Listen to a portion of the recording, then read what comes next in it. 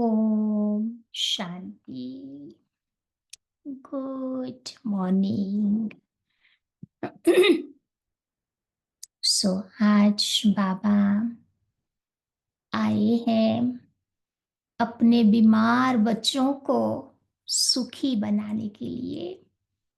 आज दुनिया में देखते हैं मन से तो बहुत सारे लोग बीमार हैं, तो बाबा आया है तन की बीमारी से भी हमें छुड़ाने के लिए, निरोगी बनाने के लिए।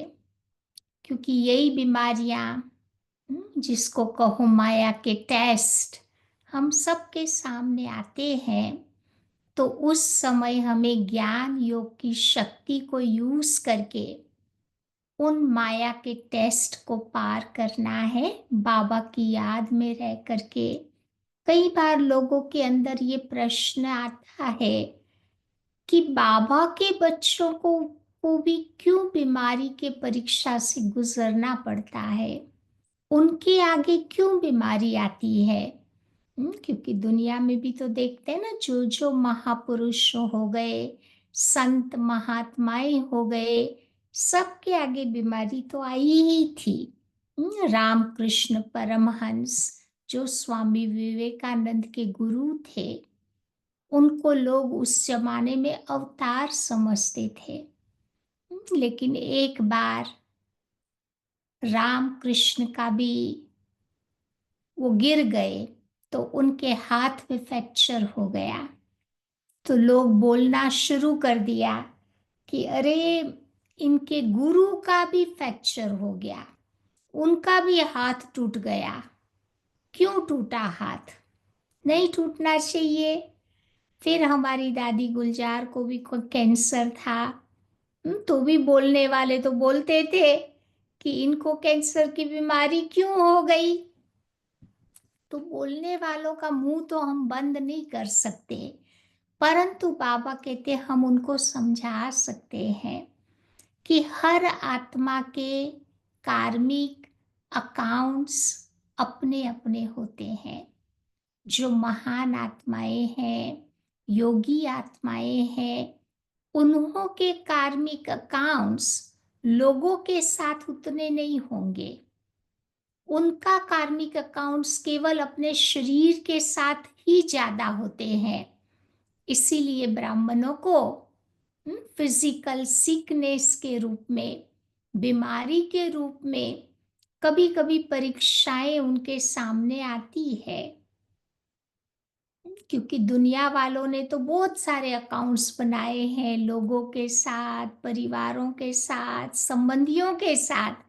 लेकिन ब्राह्मणों का आप नोटिस करना, उसमें भी जो बाबा के सरेंडर बच्चे हैं, जिन्होंने अपना पूरा लाइफ भगवान को दिया है उसकी सेवा करने के लिए, उनके इतने दुनियावी लोगों के साथ हिसाब किताब नहीं है। उनको हिसाब किताब चुकतू करना है केवल शरीर के साथ। इसीलिए उनके आगे ये परीक्षाएं आती है। फिर बाबा कहते हैं कि जब उनको तकलीफ होती है, दर्द होता है, तो ये महान आत्माएं भी बताती है कि हम कोई आप लोगों से अलग नहीं है। हमें भी दर्द होता है, तकलीफ होती है, लेकिन हमारे पास बाबा की मदद होती है। दूसरी बात, बाबा कहते बीमारी क्यों आती है, तो उसी समय ही हमें पता चलता है कि कितना बाबा के ज्ञान को मैंने समझा है। कितना बाबा के ज्ञान को मैंने अपने जीवन में उतारा है। परीक्षा के समय पर ही तो पता चलता है ना। तो उस समय हम कितना अचल अडोल रह करके, सहन शक्ति को धारण करके बाबा की याद में हम कैसे उसको चुकतू कर रहे हैं।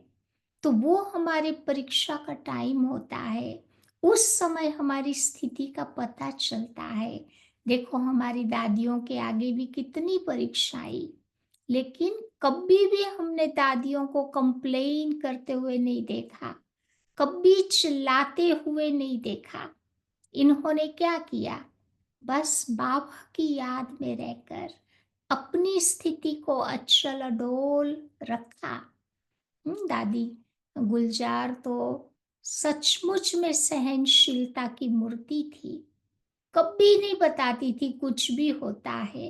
दादी प्रकाशमणि भी ऐसी थी।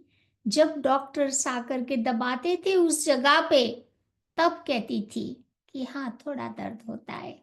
क्योंकि इन आत्माओं ने सबकी अंदर की दुआओं का स्टॉक इनफ इकट्ठा किया है। सब आत्माओं से दुआएं ली है। तो यही दुआएं बीमारी के समय में हमें बहुत मदद करती है। हमारे गोल गोल एक शील्ड का काम करती है और हमारी रक्षा करती है। फिर बाबा कहते हैं कि महारथियों के आगे क्यों ये बातें आती है, तो क्योंकि बीमारी जब उनके आगे आती है ना, तो उससे सेवा हो जाती है। उनकी जो सेवा करते हैं, हेल्प करते हैं उनको, उनका भी पुण्य का खाता बन जाएगा और अन्य आत्माओं की सेवा के लिए वो निमित्त बन जाते थे। जैसे ब्रह्मा बाबा को भी एडमिट होना था, हुए थे। बाबा को भी किडनी का प्रॉब्लम था। लेकिन जब बाबा एडमिट हुए थे, तो वो पेशेंट की तरह नहीं लगते थे। नहीं, जब डॉक्टर्स बिफोर ऑपरेशन आता है, हाल चाल लेता है पेशेंट का, तो बाबा तो और ही उसको बोलता था कि hello doctor, how are you. Generally doctor patient को ये सवाल करता है। तो कभी पेशेंट नहीं लगता था। बाबा को वो देते थे एनेस्थेटिक। बाबा अनकॉन्शियस भी नहीं हो रहे थे।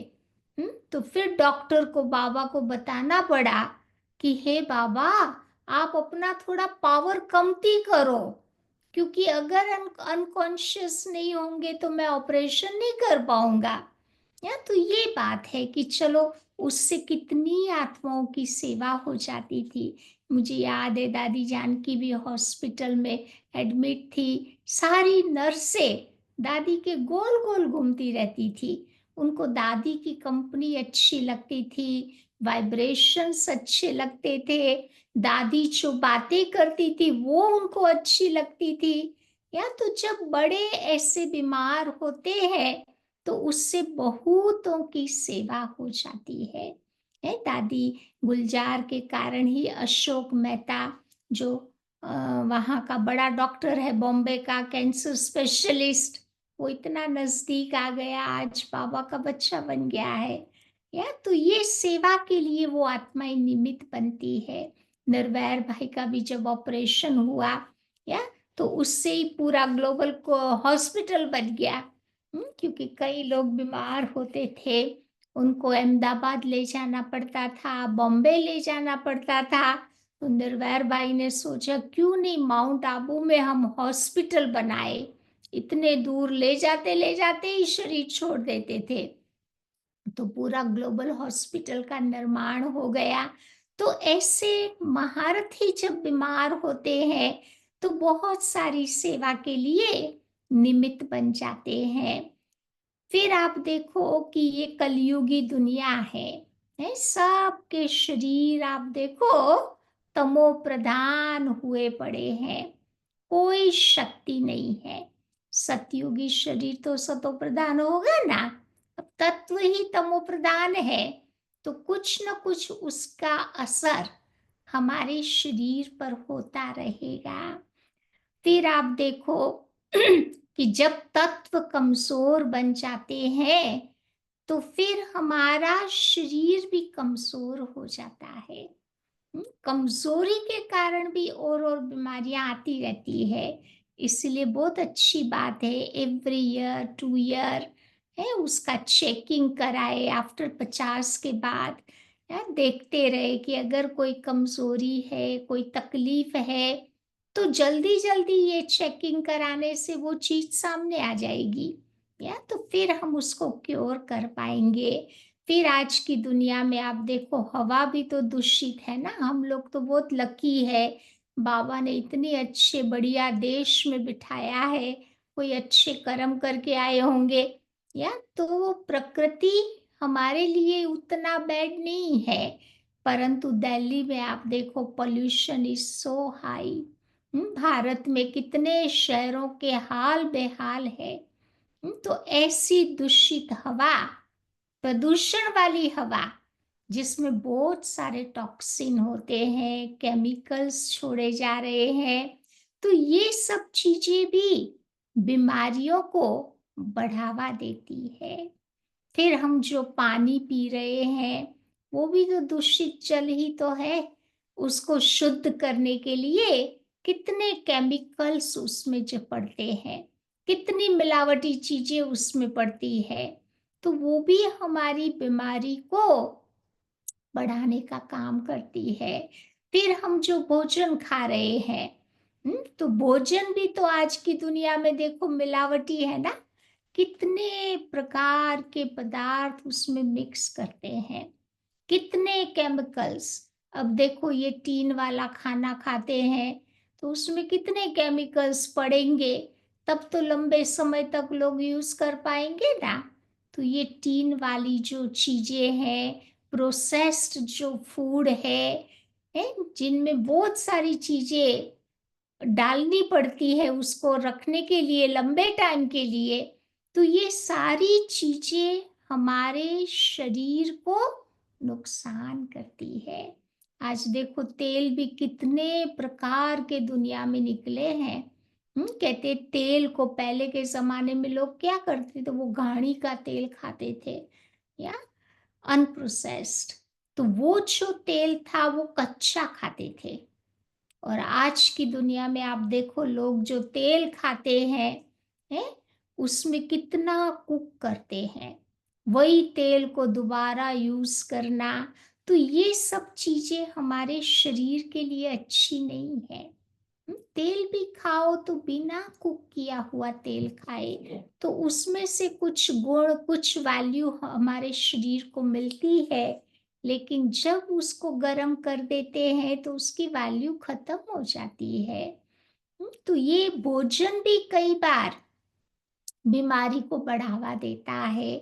फिर कई बार देखो शरीर में थोड़ी भी एक्सरसाइज नहीं होती है, तो एक्सरसाइज नहीं करते हैं, थोड़ा ध्यान नहीं रखते हैं, उसको अलर्ट एक्टिव नहीं रखेंगे, तो भी हमारे शरीर में बीमारियां आती जाएगी। तो शरीर के लिए भी जो हल्की एक्सरसाइज, एटलीस्ट हम एक्टिव अलर्ट बन करके तो रहे। चलो जिम में जाने की कोई ज़रूरत नहीं है, लेकिन थोड़ा बॉडी को एक्टिव रखेंगे तो भी शरीर से बीमारियां दूर होती जाएगी। फिर आजकल देखो जानवरों के प्रोडक्ट कितने सारे निकले हैं, ये खाने से भी बीमारी बढ़ती है। दूध भी कहते हैं, चलो जब तक बच्चे छोटे हैं तो उनको चाहिए माँ का दूध, ठीक है, उनके लिए अच्छी बात है। लेकिन बड़े हो जाने के बाद जानवरों के प्रोडक्ट जितना जितना हम कम करेंगे, उतना हमें ही फायदा होगा। क्योंकि आज एक गिलास दूध लेने के पीछे आप देखो कितनी अम, हिंसक रीति से वो सारा प्रोसेस से वो निकलता है, तब जाके एक गिलास दूध मिलता है। तो उसमें उतनी वैल्यू नहीं रहती है। तो बस ये छोटी छोटी चीजें थोड़ा ध्यान रखते हैं, तभी तो आज की दुनिया में lot of people are becoming vegan. पापा तो नहीं कहता वीगन बन जाओ, लेकिन थोड़ा ध्यान रखने की जरूरत है, क्योंकि एनिमल्स को भी आजकल वो खिलाते हैं, नॉन वेज थिंग्स उनको खिलाते हैं, और वही खाने से फिर दूध बनता है, और वो दूध फिर हम लोग पीते हैं। तो वो वाइब्रेशंस तो आते हैं ना हमारे जीवन में, क्योंकि एनिमल्स आर वेरी वायलेंट। उनको खाएंगे तो फिर इनडायरेक्टली वायलेंस के संस्कार हमारे जीवन में भी आते जाएंगे। फिर कई बार लोग कहते हैं कि अरे महारथियों का भी एक्सीडेंट हो जाता है। हम्म, तो एक्सीडेंट होता है, कोई हिसाब किताब है तो वो तो होगा। एक बहन थी, गीता पाठशाला में जा रही थी, उसका भी एक्सीडेंट हो गया। तो बेचारी के हाथ और पाँव दोनों में पैरालिसिस हो गया एक्सीडेंट के कारण। तो आज भी वो बहन है, सेंटर पे रहती है, व्हील चेयर पर है, लेकिन बस बाबा के ज्ञान योग कर रही है, विचार सागर मंथन कर अपने आप को खुश रख रही है। तो ये कभी कभी कोई हिसाब किताब हमारे होते हैं तो हो जाता है एक्सीडेंट, लेकिन उसमें भी बाबा कहते संभाल रखनी है। देखो कोविड हुआ तो कितने सारे चले गए, हमारे भाई बहने भी चले गए। दुनिया के घर बर्बाद हो गए। तो ये भी ड्रामा में था भाई, उन आत्माओं का पार्ट पूरा हुआ था, बाबा को उन आत्माओं की जरूरत थी तो चली गई। कई बार अननोन बीमारी भी आ जाती है, सडनली बैठे बैठे न सोचा न समझा, कुछ बीमारी आ गई ना, तो अचानक आने वाली बीमारी से भी लोग शरीर छोड़ देते हैं। कई बार सोचते हैं भी ड्रामा में पहले भी हुआ था तो अभी भी ये हो गया। कई बार हेरिडेटरी बीमारी भी होती है। चलो हमारे घर में किसी को वो बीमारी होती है तो वो बीमारी फिर हमारे जीवन में भी आ जाती है। तो आज बाबा ये सारी बातें बताते हैं कि बीमारी में भी कैसे अपने आप को संभाले, कैसे अपने आप को लुक आफ्टर करे, उसको भी कैसे पॉजिटिव रूप में लेकर के चलते चले। तो आइए सुनते हैं आज की बाबा की 11 तारीख की मुरली। बाबा कहते मीठे बच्चे बाप का मददगार बन, इस आयरन एजेड पहाड़ को गोल्डन एजेड बनाना है। कलयुगी रूपी पहाड़ को उठाकर नई दुनिया लानी है। तो पुरुषार्थ कर नई दुनिया के लिए फर्स्ट क्लास सीट रिजर्व करानी है। समझा, फर्स्ट क्लास सीट। भारत के ट्रेन में मुसाफरी करो तो होता है ना, एयर कंडीशन क्लास होता है, फर्स्ट क्लास होता है, सेकंड क्लास होता है, थर्ड क्लास भी होता है, अलग अलग प्रकार की सीट्स होती है। आज का प्रश्न है, बाप की फर्ज अदाई कौन सी है? बाबा की ड्यूटी कौन सी है? कौन सा फर्ज पूरा करने के लिए संगम पर बाबा को आना पड़ता है? कौन सा फर्ज? दो बातें बाबा पूछ रहे हैं। तो पहला प्रश्न है, बाबा की ड्यूटी कौन सी है? हम्म, तो बीमार बच्चों को दुखी से सुखी बनाना, माया के फंदे से निकाल घनेरे सुख देना, ये बाप की फर्ज अदाई है। ये बाबा की ड्यूटी है जो संगम पर बाप आकर के पूरी करते। बाबा कहते, मैं आया हूं तुम सब का मर्ज मिटाने के लिए। मर्ज माना जो रोग अंदर में भर गए हैं ना, उन रोगों को मिटाने के लिए बाबा आए हैं। मैं आया हूं सब पर कृपा करने के लिए। तो अब पुरुषार्थ कर 21 जन्मों के लिए अपनी ऊंची तकदीर बना लो। आज की मुरली का गीत है, कौन सा सुना आप सभी ने? भोलेनाथ से निराला कोई और नहीं, बिगड़ी को बनाने वाला कोई और नहीं। ओम शांति। तो निराकार शिव भगवान वाच, ब्रह्मा मुख कमल से बाप कहते हैं, ये वैरायटी भिन्न भिन्न धर्मों का मनुष्य सृष्टि रूपी झाड़ है। इस कल्प वृक्ष अथवा सृष्टि के आदि मध्य अंत का राज मैं बच्चों को समझा रहा हूँ। गीत में भी इनकी महिमा है। शिव बाबा का तो जन्म यहाँ है। तो बाबा कहते हैं कि बच्चे मैं आया हूँ भारत में। देखो बाबा को भी कितना नशा है कि भारत मेरी जन्मभूमि है। मनुष्य ये नहीं जानते कि शिव बाबा कब पधारे थे, क्योंकि गीता में श्री कृष्ण का नाम डाल दिया है। द्वापर की तो बात ही नहीं है।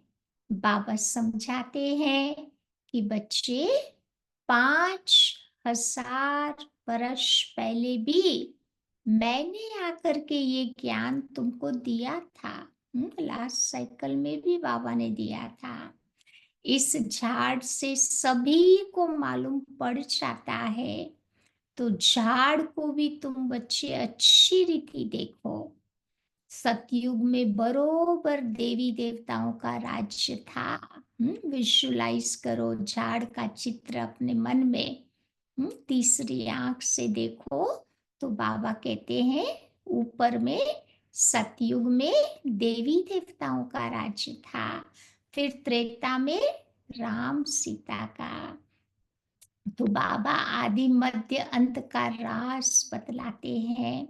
बच्चे पूछते हैं ना कि बाबा हम माया के फंदे में कैसे फंस गए। कैसे फंस गए। कितना बढ़िया हमारा लाइफ था, याद करो सतयुग त्रेता के वो दिन। तो बाबा कहते हैं कि बच्चे तुम द्वापर से फंस गए। नंबरवार फिर दूसरे धर्म आते हैं, तो हिसाब लगाने से समझ सकते हैं कि इस दुनिया में हम फिर से कब आएंगे। शिव बाबा तो कहते हैं कि मैं 5,000 वर्ष के बाद आया हूँ संगम पर। किस लिए आया हूँ। किस लिए बाबा आया है। आज बाबा की कौन सी लहर है। तो बाबा कहते हैं बच्चे मैं अपना फर्ज निभाने के लिए आता हूँ। बाबा को भी ड्रामा में ड्यूटी मिली हुई है ना, तो वो निभाने के लिए वो आते हैं। सभी जो भी मनुष्य मात्र है सब दुखी है। उनमें भी सबसे जास्ती कौन दुखी है, ये भारतवासी। तो ड्रामा अनुसार भारत को ही मैं सुखी बनाता हूँ। बाप का फर्ज होता है जब बच्चे बीमार पड़ जाते हैं तो उनकी दवा दरमल आदि करना। लौकिक में भी देखते हैं ना, लौकिक बाप भी अपने बच्चों की कितनी खातिरी करते हैं, लुक आफ्टर करते हैं। तो शिव बाबा भी यही काम करते हैं। तो बाबा कहते बच्ची ये बहुत बड़ी बीमारी है। सभी बीमारियों का मूल है ये 5 विकार। बच्चे पूछते हैं कि बाबा ये कब से शुरू हुए। सत्युग त्रेता में तो थे नहीं, द्वापर से एक एक विकार हमारे मन में एंटर हुआ। तो रावण की बात भी समझानी है। रावण को कोई देखा नहीं जाता, परंतु रावण को बुद्धि से समझा जाता। बाप को भी बुद्धि से जाना जाता है ना। आत्मा मन बुद्धि सहित है। आत्मा जानती है कि हमारा बाप परम आत्मा है। दुख सुख लेप छेप में आत्मा तो आती नहीं है। आत्मा पर कोई असर नहीं होता, आत्मा निर्लेप है, लेप शेप नहीं लगता। जब शरीर है तो आत्मा को दुख होता। ऐसे नहीं कहते कि मुझ परमात्मा को दुखी मत करो। परमात्मा अंदर नहीं है, आत्मा अंदर है। तभी तो कहते ना मुझ आत्मा को दुखी नहीं करो। तो बाबा समझाते हैं कि बच्चे मेरा भी पार्ट है। कल्प कल्प संगम पर आकर मैं पार्ट बचाता हूँ। जिन बच्चों को मैंने सुख में भेजा था वो मेरे बच्चे अभी बीमार हो गए, दुखी हो गए। इसीलिए ड्रामा अनुसार मुझे आना पड़ता। बाकी कच्छ मच्छ अवतार ये सब बातें हैं नहीं। भगवान कछुए में भी आता है, मछली में भी आता है। वो 12 अवतार 24 अवतार कितने गिनती कराए हैं ना भक्ति में। अब भगवान कछुए में आएगा तो उसकी भाषा कौन समझेगा। कछुओं का उद्धार थोड़ा करता है, वो मनुष्य आत्माओं का उद्धार करता। फिर कहते परशुराम ने कुल्हाड़ा लेकर के क्षत्रियों को मारा। ये सब बैठ करके दंत कथाएं बनाई है। तो अब बाबा समझाते हैं कि बच्चे तुम मुझे याद करो। ये है जगत अम्बा और जगत पिता। मदर और फादर कंट्री कहते हैं ना। भारत भारत को तो मदर कंट्री कहते हैं ना, वंदे मातरम भारत माता। तो भारतवासी भी याद करते हैं, कहते हैं कि तुम माता पिता हम बालक तेरे, तुम्हारी कृपा से सुख घनेरे हमें मिल रहे हैं। फिर जो जितना पुरुषार्थ करेगा, जैसे बाइस्कोप में जाते हैं तो फर्स्ट क्लास का रिजर्वेशन कराते हैं।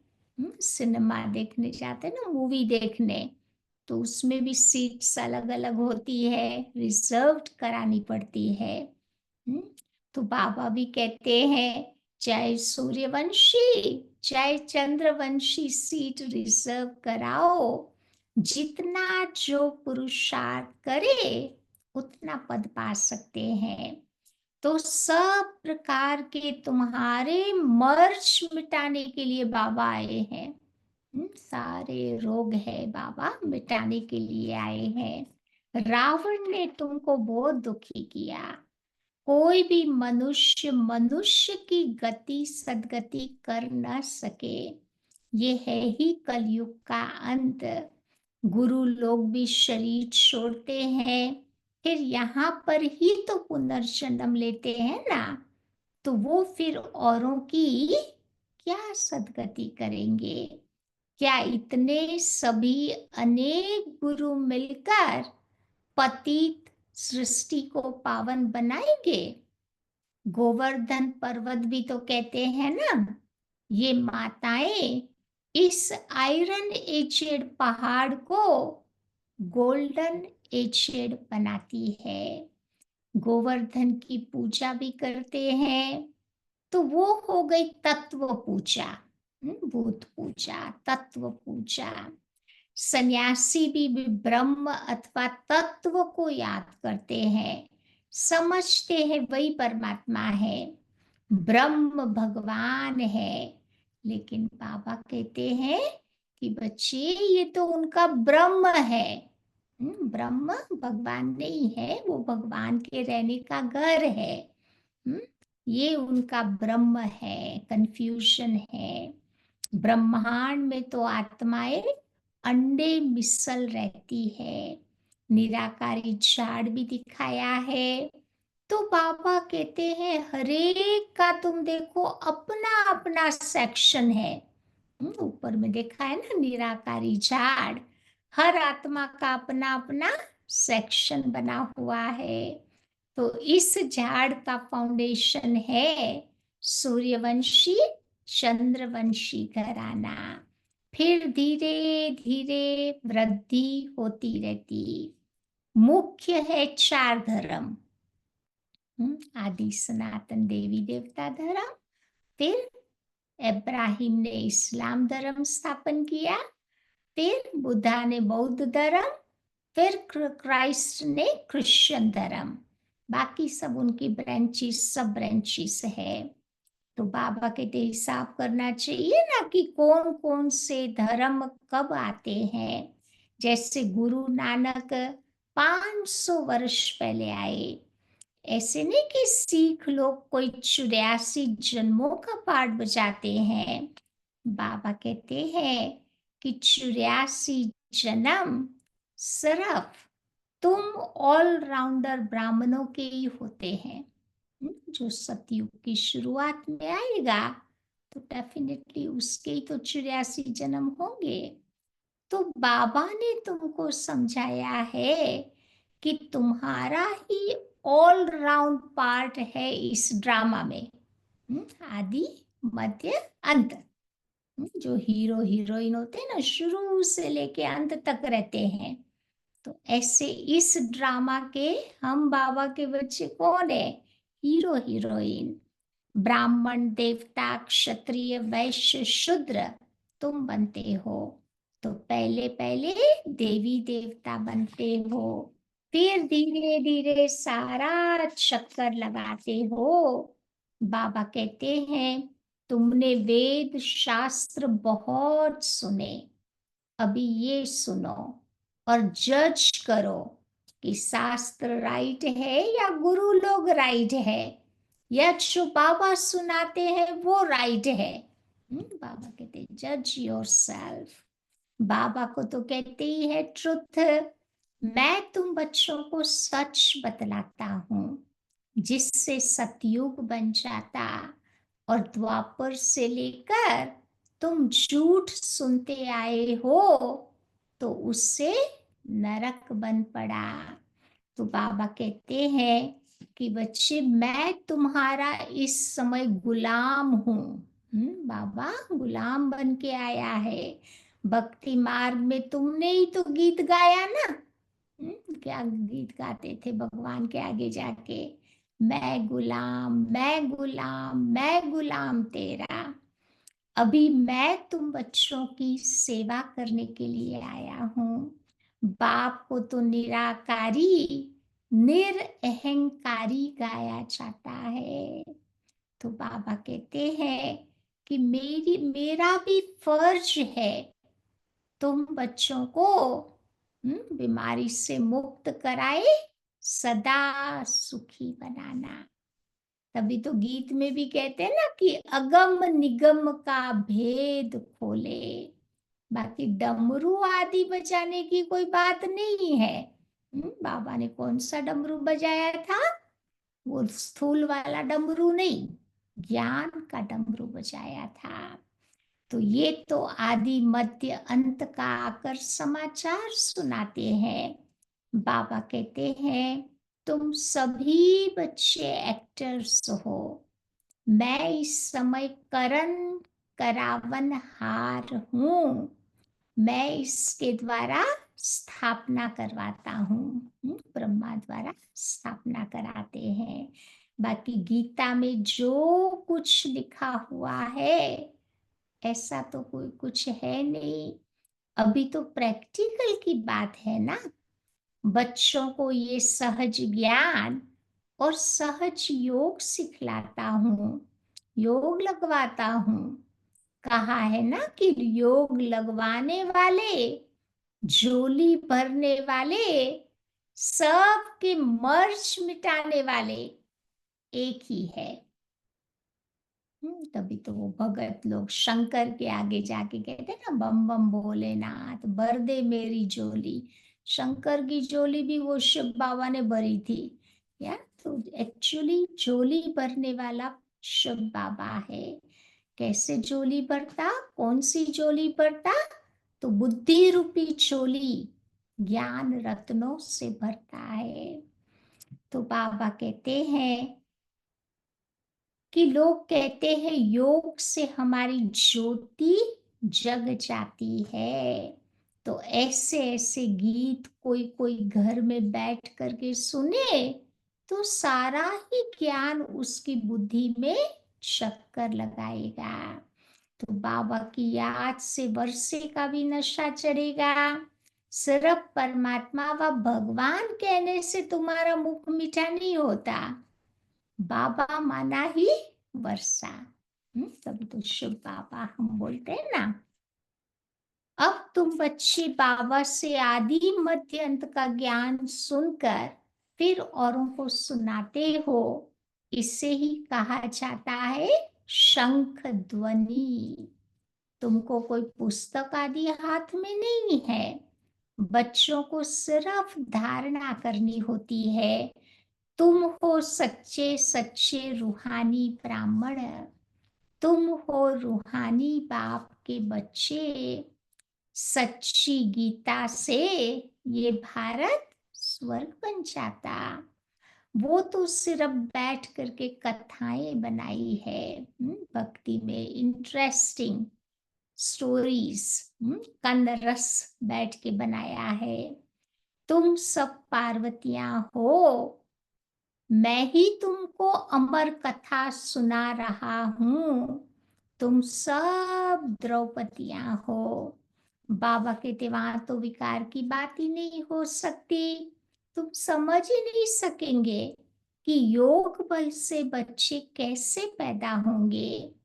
तुम आर्ग्यू भी करेंगे, परंतु ये है शास्त्रों की बातें। वो है संपूर्ण निर्विकारी दुनिया, और ये है संपूर्ण विकारी दुनिया। मैं जानता हूँ ड्रामा अनुसार माया फिर तुमको दुखी करेगी। मैं कल्प कल्प अपना फर्ज पालन करने आता हूँ। जानते हैं कि कल्प पहले वाले ये मेरे सिक्की लधे बच्चे हैं। बाबा को भी कितना प्यार आता है। सिक्की लधा किसको कहते हैं? जो 5,000 वर्ष के बाद मिलने वाले बच्चे। लौकिक में भी आप देखो, कुछ महीने कुछ दिन के बाद बच्चे मिलते हैं तो कितनी खुशी होती है ना। तो ये बाबा तो 5,000 वर्ष के बाद मिलता है। तो अभी मैं आया हूँ बच्चों को वर्षा देने। देखो वही महाभारत लड़ाई भी है। तुम्हें फिर से देवी देवता अथवा स्वर्ग का मालिक बनने का पुरुषार्थ करना है। इसमें स्थूल लड़ाई की कोई बात नहीं है। न असुरों और देवताओं की लड़ाई लगी। वहां तो माया ही नहीं जो किसी को लड़ावे। सतयुग त्रेता में बाबा कहते माया ही नहीं होती। आधा कल्प न कोई लड़ाई, न कोई बीमारी, न कोई दुख अशांति होती। वहां तो सदैव सुख, बाहर ही बाहर रहती। वहां बाबा कहते हॉस्पिटल भी नहीं होगी। सतयुग में डॉक्टर भी नहीं होगा, वकील भी नहीं होगा, हॉस्पिटल भी नहीं होगा। बाकी स्कूल में तो पढ़ना होता है। पढ़ाई से फ्री नहीं होंगे, पढ़ना तो पड़ेगा वहां। देवताएं उठते भी जल्दी है, उससे भी फ्री नहीं हो सकेंगे। हम्म, तो बाबा कहते पढ़ना तो होता है। अब तुम हरेक यहाँ से वर्षा ले जाते हो। मनुष्य पढ़ाई से अपने पैर पर खड़े हो जाते हैं। इस पर कहानी भी है। कोई ने पूछा कि तुम किसका खाती हो? तो उस बच्ची ने कहा हम अपने तकदीर का खाती है। वो राजा को बहुत वो था अहंकार कि मैं सबको खिलाता हूँ। अगर मैं नहीं हूं तो फिर मेरे परिवार वाले भी इतना आराम से नहीं रह पाते। तो फिर एक बार बेटी को बुला के पूछा तुम किसका खाती हो? तो उसने ये जवाब दिया कि मैं अपने तकदीर का खाती हूँ। क्योंकि हर व्यक्ति अपना तकदीर लेकर के ही तो आता है, तो वही खाएगा ना। तो वो होती है हद की तकदीर। अभी तुम बच्चे अपनी बेहद की तकदीर बनाते हो। तुम ऐसी तकदीर बनाते हो जो 21 जन्म फिर अपना ही राज्य भाग्य भोगते हो। तो ये है बेहद सुख का वर्षा। अब तुम बच्चे कॉन्ट्रास्ट को अच्छी तरह समझ गए हो। ये भारत कितना सुखी था। अब देखो भारत का क्या हाल है। जिन्होंने कल अब पहले राज्य भाग्य लिया होगा वही अब आकर के लेंगे। ऐसे भी नहीं कि जो ड्रामा में होगा वो मिलेगा, फिर तो भूख मर जाएंगे ना। ये ड्रामा का राज भी तुम बच्चों को पूरा अच्छी रीति समझना है। शास्त्रों में कोई ने कितनी आयु लिख दी है। अनेका अनेक मतांतर है। कोई फिर कहते हैं कि हम तो सदा सुखी है ही। तो बाबा पूछते हैं कि अरे, तुम कभी बीमार नहीं होते हो? हम्म, तो वो कहते हैं कि रोग आदि तो शरीर को होता है, आत्मा निर्लेप है। कैसे निर्लेप होगी? शरीर को कुछ होता है, फील तो आत्मा ही करती है ना। अरे, चोट लगती है तो दुख किसको होता है? आत्मा को होता है ना। तो ये बड़ी समझने की बातें हैं। ये स्कूल भी है, एक ही टीचर है, नॉलेज भी एक है, और एम ऑब्जेक्ट भी एक ही है। तो बाबा कहते हैं इम्तिहान भी देखो एक ही है। ऐसे मत समझो कि देरी से आने वाले कैसे पढ़ेंगे। लेकिन अभी तो नए नए भी देखो तीखे जा रहे हैं, प्रैक्टिकल में है। बाकी माया रावण का तो कोई रूप ही नहीं होता। कहेंगे इनमें काम का भूत है, बाकी रावण का कोई भूत व शरीर तो है नहीं। रावण का कोई ऐसा हमारे जैसा शरीर है नहीं। वो तो विकारों का ही नाम है ना, रावण। तो बाबा कहते हैं अच्छा, सभी बातों का सेक्रिन है मन, मना, भव। कहते भी है ना कि मुझे याद करो तो सब इस योग अग्नि से सब विकर्म विनाश होंगे। तो बाबा आते हैं गाइड बन करके। बाबा कहते बच्चे, मैं तो सन्मुख तुम बच्चों को बैठ पढ़ा रहा हूँ। कल्प कल्प अपनी फर्ज अदाई पालन करने के लिए मैं आता हूँ। तो पालौकिक बाप भी कहते हैं मैं अपना फर्ज बजाने के लिए आया हूँ तुम बच्चों की मदद से। अब मदद देंगे तब तो तुम भी तो पद पाएंगे ना। तो मैं कितना बड़ा बाप हूँ, कितना बड़ा बाबा ने आकर यज्ञ रचा है। ब्रह्मा की मुख वंशावली तुम सभी ब्राह्मण ब्राह्मणियां भाई बहन हो। जब भाई बहन बने तो बाबा कहते हैं वो स्त्री पुरुष वाली दृष्टि बदल जावे। बाबा कहते हैं कि बीच में ज्ञान तलवार होने से बाबा कहते अपने को सेफ रख सकेंगे, परंतु दोनों को मन मना भव होकर के रहना है। शिव बाबा को तुम याद करते रहो और अपने को ब्राह्मण समझे। मनुष्य इन बातों को नहीं समझने के कारण बहुत हंगामा मचाते हैं। तुम बच्चों को कितनी गालियां भी तो खानी पड़ती है ना। अच्छा काम करो, सबको नहीं पसंद आता ना, कोई महिमा भी करेगा, कोई गालियां भी देगा। अब श्री कृष्ण को थोड़ी कोई गाली दे सकता है। कृष्ण को कोई गाली नहीं दे सकता सतयुग में। उसकी आत्मा को इस जन्म में बहुत गालियां पड़ी। तो श्री कृष्ण अगर ऐसे आ जावे तो देखो विलायत आदि से एकदम एरोप्लेन में भाग करके लोग आ जावे, बहुत भीड़ मच जावे, पता नहीं भारत में क्या हो जावे। हम्म, इसलिए बाबा कृष्ण के तन में नहीं आता है, परंतु एक साधारण तन में आता है। अच्छा, आज भोग भी है, भोग का दिन होगा ना, तो बाबा कह रहे हैं तो ये है तुम्हारा पियर घर। बाबा के साथ बैठे हैं ना पियर घर में। और वो है तुम्हारा ससुर घर। कौन सा है ससुर घर? सतयुग। संगम पर मुलाकात होती है। कोई कोई इनको जादू भी समझते हैं। बाबा ने समझाया है कि ये साक्षात्कार क्या है। भक्ति मार्ग में कैसे साक्षात्कार होते, इसमें संशय बुद्धि नहीं बनना है। ये एक रस्म रिवाज है। शिव बाबा का भंडारा है, तो उनको याद कर फिर बाबा को भोग भी लगाना चाहिए। योग में रहना तो अच्छी बात है ना।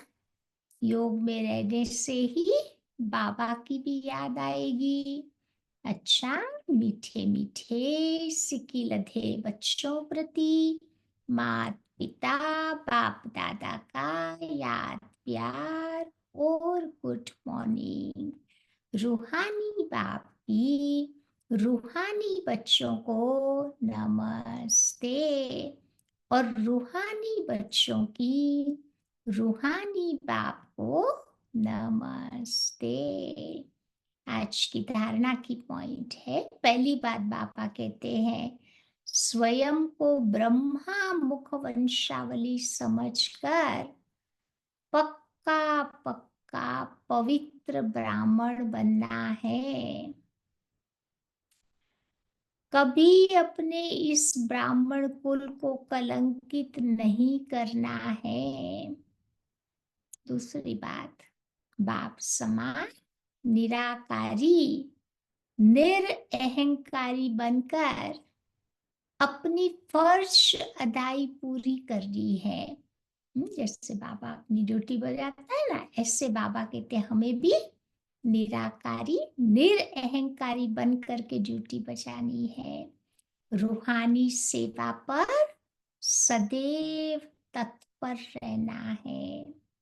आज का वरदान है, स्नेह की शक्ति से माया की शक्ति को समाप्त करने वाले संपूर्ण ज्ञानी भव। स्नेह की शक्ति से माया की शक्ति को समाप्त करने वाले संपूर्ण ज्ञानी भव। स्नेह में समाना ही संपूर्ण ज्ञान है। स्नेह ब्राह्मण जन्म का वरदान है। संगम युग पर स्नेह का सागर, स्नेह के हीरे मोतियों की थालियां भर भर करके दे रहे हैं। तो स्नेह में अभी संपन्न बनो। स्नेह की शक्ति से परिस्थिति रूपी पहाड़ परिवर्तन होकर पानी समान हल्का बन जाएगा। माया का कैसा भी विकराल रूप पर रॉयल रूप सामना करे, तो सेकंड में स्नेह के सागर में समा जाओ। तो स्नेह की शक्ति से माया की शक्ति समाप्त हो जाएगी, और ऐसे अपनी रक्षा कर पाएंगे। स्लोगन है, तन मन धन, मन वाणी और कर्म से बाप के कर्तव्य में सदा सहयोगी ही योगी है। जो भी बाबा ने दिया है उससे बाबा की सेवा में लगाओ, वही बाबा के बच्चे योगी सहयोगी है। आज की अव्यक्ति पॉइंट है, संगम युग का विशेष वरदान है संतुष्टता। इस संतुष्टता का बीज सर्व प्राप्तियां है। असंतुष्टता का बीज स्थूल व सूक्ष्म अप्राप्ति है। Something is missing in life ना, ऐसी फीलिंग आती है ना, तो आत्मा असंतुष्ट बन जाती। लेकिन आप ब्राह्मणों का गायन है, कौन सा गायन है? अप्राप्त नहीं कोई वस्तु ब्राह्मणों के खजाने में अथवा ब्राह्मणों के जीवन में। तो फिर असंतुष्टता क्यों? जब वर दाता दाता के भंडार भरपूर है, फिर इतनी बड़ी प्राप्ति है, तो फिर असंतुष्टता क्यों? हुँ? बाबा के भंडारे भरपूर है ना, तो बस उस भरपूर भंडारे का खूब आनंद उठाना है। ठीक है, तो आज क्या याद रखेंगे कि बाबा हमारा भोलानाथ है, और साथ ही साथ भोलानाथ बाबा आया है अपनी ड्यूटी बजाने के लिए। कैसे बजाता है? निराकारी, निरअहंकारी बन करके। तो हमें भी निराकारी, निरअहंकारी बन करके बाबा की सेवाएं करते रहना है।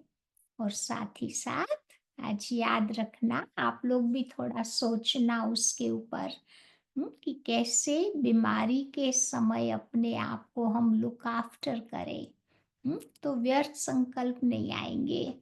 कईयों को व्यर्थ संकल्प आता है ना कि भाई इतने सालों से हम योगी है, फिर भी हमारे आगे क्यों बीमारी आती है। तो जो डिस्कस किया ना, तो उसके पर सोचना थोड़ा। ठीक है, तो